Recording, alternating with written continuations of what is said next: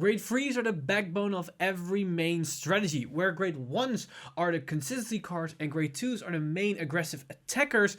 Grade 3s allows you to glue everything together to one cohesive unit and allows your deck to function to one specific point and do the thing it wants to do. And today we take a look at the most amazingly powerful cards released of 2019 as we take a look at the best of the best grade 3s released this year.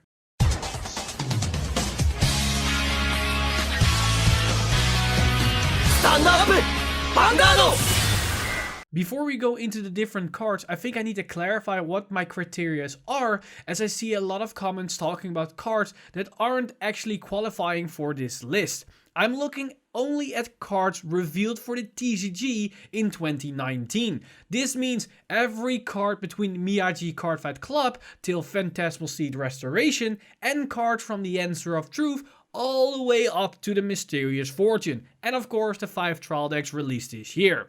Alright, so with that cleared, let's dive into the best of the best. We start this list with some controversial cards as we kick it off with none other than Lady Winter herself, Fantasy Petal Storm Shirayuki. This card changed the meta game when it came out and is still to this day regarded as one of the most powerful and annoying cards to deal with. And the fact that this card is still used till this day in Murakumo says something about the card. It looks like that once Crystal Melody comes around, we'll see a dip in her usage in regarding the top tables, but she will surely be back. And although a lot of players hate this card and even Different Fight made a video about the card, I'm actually a big fan of this card and it's one of my favorite cards of this year. And I'll go into more detail about why in a future video. Talking about the controversial cards, next up we have another card, one which I did make a video about as a lot of people were thinking it was a bad card once the skill was released. But I made a video coming to its defense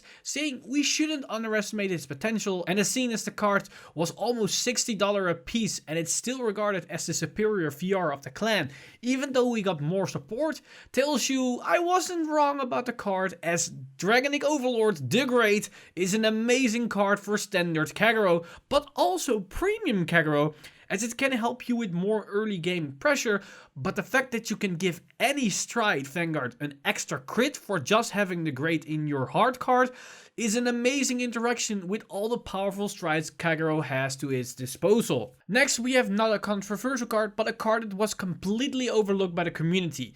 Everyone was all about Mordred Phantom and Lucriere when Phantasmal Seed Restoration came out, and nobody better than I-2 Samurai Chieftain Hyuga. But a couple of days in, people started to realize that getting superior calls and changing every name to one unit and shuffling your opponent's board back into the deck was an amazing powerful asset, what shouldn't be underestimated, and thus the card went from $3 to $4 all the way up to $15 to $20 a piece. A true testament to its strength, as not even its value is what it seems. Now we get 3 cards that changed their clan completely for the fact that they went from underperforming clans all the way to top tier decks. And the first one is Beast Deity Azure Dragon. Let me say this, a draw skill in an Exo clan. That sounds powerful enough, but if we add this, being able to attack outside the main phase with a potential free attack, that sounds pretty insane. Azure Dragon can do both for the cost of a single counterblast. This ability changed Novas completely, and they went from a laughingstock clan to one of the most powerful ones. Of course, other cards contributed as well, as Grand Dragon, Kick, Silas Hustler and many more, but Azure Dragon stood as a solid base for this new Nova Grappler. And now think of this skill with Ezel too. This means each ride you draw 2 cards outside of your normal draw phase. That kind of power shouldn't have been given to an Ezel deck. Another grade 3 that changed a mediocre Ezel deck to a meta powerhouse was Blue Storm Supreme Dragon Glory Maelstrom. Aqua Force wasn't a strong deck as their VR was pretty underwhelming for what other clans could do at the time, and a lot of people preferred the trial deck grade 3 over Maelstrom. But this all changed when Glory was released. His guard restriction is so powerful that you can close games so unexpectedly that your opponent is still wondering what happened, as they have a handful of cards. The card allows the clan to finally deal with defensive clans, as you can circumvent to PG or GG situations. Also, the 10k power increase and powerful beaters like Riptide and Coral Assault contributed to this fact as well. However, you shouldn't underestimate this card as a potential first right, as even without the power, you can suddenly win games that turn if they don't have the right cards in the hand. Tachikaze, unlike Aqua Force and Novas, wasn't a bad clan per se, but they lacked consistency. This isn't fixed with the new cards, but with Thundering Sword Dragon and Blader, they cemented the high roll strategy, as now when they high roll, you are certain you're going to win the game, and probably on turn 3 for that matter. There just aren't other clans in this game that can potentially attack 7 times with attacks all around the 30k mark on turn 3. This allows Tachikaze to stay relevant for months to come, as the high roll will stay as consistent as it is now as it will be in 6-7 months in the future. Not many cards this year made people freak out when they revealed the skill. Even in Shirayuki's case, it took some time before people caught on. But that wasn't the case for Eradicator Gauntlet Buster Dragon. This card, unlike most grade 3s, is its complete own thing. Cards like Azure Dragon, Glory Maelstrom and Hyuga are as powerful as they are thanks to cards around them.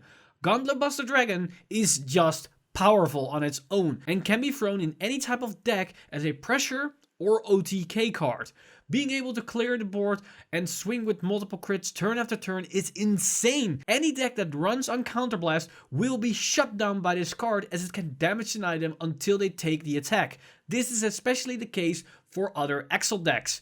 This card most likely will disappear in the future if we get more deck synergy focused playstyle, but don't think that this card can suddenly come back.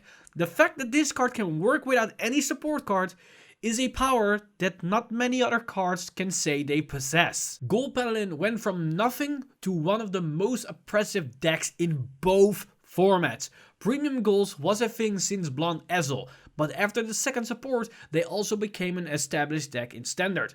But with the release of Blazing Lion Platina Ezel, they become a whole different beast. The fact that you can change and manipulate your drive checks, get free units and attacks, all for the low cost of a single counterblast, is insane. This meant you just couldn't outpace Gold Paladin anymore. Whatever you try, they would swing against you with a full board even if you tried to clear their field. And with the added increase of triggers, gave this Ezel clan so much more firepower that they become a force to be reckoned with. Especially in Premium, as you can combine this card's ability with Spare Cross to have this effect on a triple drive stride unit, which skyrockets the power of this ability out of the stratosphere. With the new Pill Moon support, we got introduced to 2 new powerful grade 3s, Lucier and Dorian. Both of these units are as important to the current Silverthorn deck, as without one, the other is nowhere as powerful as they could be. So both could be on this list. But I went for Silverthorn Beast Tamer Dorian, and I primarily chose her because unlike Lucier, Dorian can be used in all types of Pill Moon decks and interacts really well with the core mechanic of Pill Moon, especially in Premium. Almost no Premium Pill Moon player doesn't want to play her, as she can give you so much free pluses in a mega build just for doing absolutely nothing. And for that reason alone, makes her a better card over Lucier, as Lucier is a much too limited card for what she can do. We're nearing the end of the video, but I have 2 more cards that need to be highlighted. These 2 cards aren't as widely used or well known for their overall power, mainly because they are very new. But these cards are one of the highest value cards printed this year, as they can give you so much raw value and will only get better the more cards are printed. The first one is none other than Holy Sage of Black Shadows, Isabelle. This card just screams value. The fact that you'll get both effects of the lottery mill abilities is insane. We already addressed in both of the best grade 1s and the best grade 2 of 2019 videos that getting both effects of Monoculus and Binoculus Tiger is pretty nuts. But that is just the tip of the iceberg, as we have 3 more cards from this set with this mechanic. and of course Isabelle herself. And she will only get better the more of these abilities are printed, so if you're a great nature player, I recommend keeping your Isabelle playset. The last card is just like Isabelle, a card that will only get better and better as more cards are released. The last card that belongs to the best Great Freeze of 2019 is Evil Stealth Dragon Akatsuki Hanzo. This card single-handedly changed everything for Nubatama. Not only do they finally have a turn 3 Great Free, this card gives all on-place cards double the value, and in some occasions triple or even more. Where Isabelle will take a long time to ramp up value, as with current trends they only get 3 to 4 lottery cards each set, on-place effects are on a whole nother story. On-place abilities belong together with on-hit abilities to one of the most used abilities printed on cards. So Hanzo is going to get a lot more powerful. Also, it allows Nubatama players to finally capitalize on every little thing in the game. They can punish now every move if they combine Hanzo's bounce discard with Jamio's discard ability. They can also now rush with grade 0s and 1s without losing guard value, as they can just bounce it back with no problem. Although this card hasn't seen much play in the competitive scene, it doesn't take away that this card is, in my opinion, regarded as one of the best Great Freeze printed in 2019. And there you have it, all the best Great Freeze released in this year, at least according to me. And you might have noticed in this list that there were a lot of Axel Great Freeze, and that has to do that this year was basically the year of Axel. Ever since that we got the support wave of Nova Grappler with the Beast Deity, we saw that every set afterwards were introducing a new strong Axel Great Freeze that would make its way to the limelight in the current meta.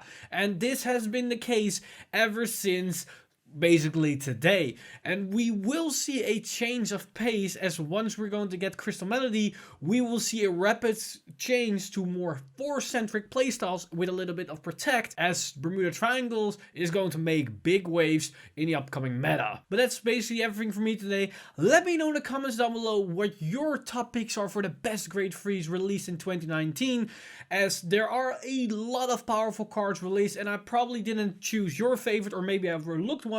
So let me know in the comments down below all your personal picks and explain why you think those should be highlighted, or at least get some spotlight to for some reason, as they might have some interesting thing to the table that some people are overlooking or isn't really discussed all that much. But as always, I want to thank my Patreon supporters for making this video and everything happening on the channel possible. You guys are amazing. If you want to support the channel, then head over to patreon.com/VanguardInsider and become a Patreon today. But with that said, I'm Mr. Timeleaf, and I see you guys in the next one!